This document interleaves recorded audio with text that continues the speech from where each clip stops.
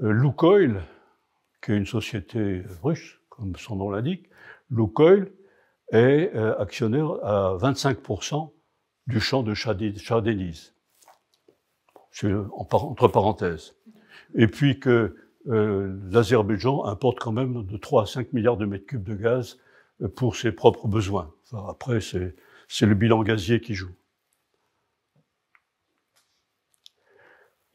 Alors, ont été mis en place d'abord ce gazoduc, puis le TANAP, puis le TAP. Et au total, c'est 3500 km de canalisation.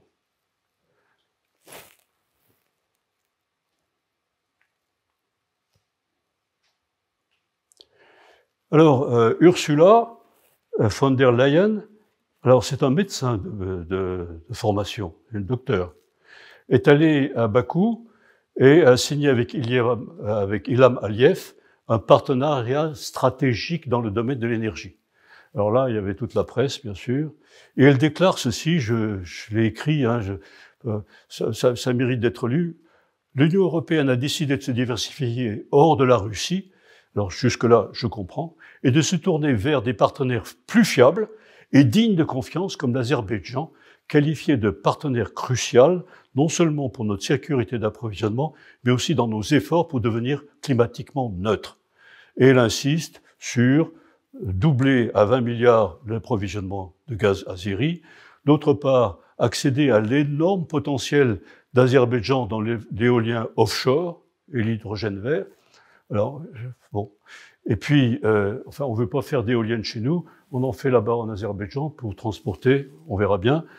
Et puis enfin, il y a, bien sûr, il faut dire quelque chose, donc il faut que l'Azerbaïdjan s'engage à réduire ses gaz à effet de serre. Et puis, alors, ce qui est très important, elle annonce aussi élargir le partenariat économique existant, approfondir les liens, rapprocher nos peuples, nos sociétés, vas-y, et établir des liens avec l'Asie centrale et au-delà. Et là, c'est le point important. Il s'agit d'encercler la Russie. C'est ça la raison. Alors, quant au... bien sûr, rien n'est dit sur les tensions avec l'Arménie, la crise humanitaire du Haut-Karabakh. Les valeurs morales de l'Union européenne sont ignorées complètement. Et puis, bon, j'ai écrit, je crois que c'est bien, parce que le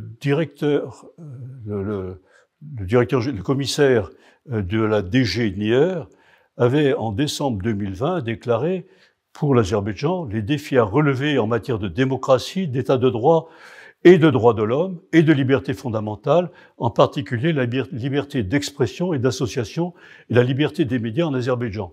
Donc ça, c'est en 2020, 18 décembre 2020. Eh bien, moins de 2 ans après, elle va là-bas et elle dit « Vous êtes mon ami préféré ». Bon, aussitôt, ça se passe en juillet, eh bien, le 13 septembre, l'Azerbaïdjan attaque l'Arménie, ça a été dit tout à l'heure,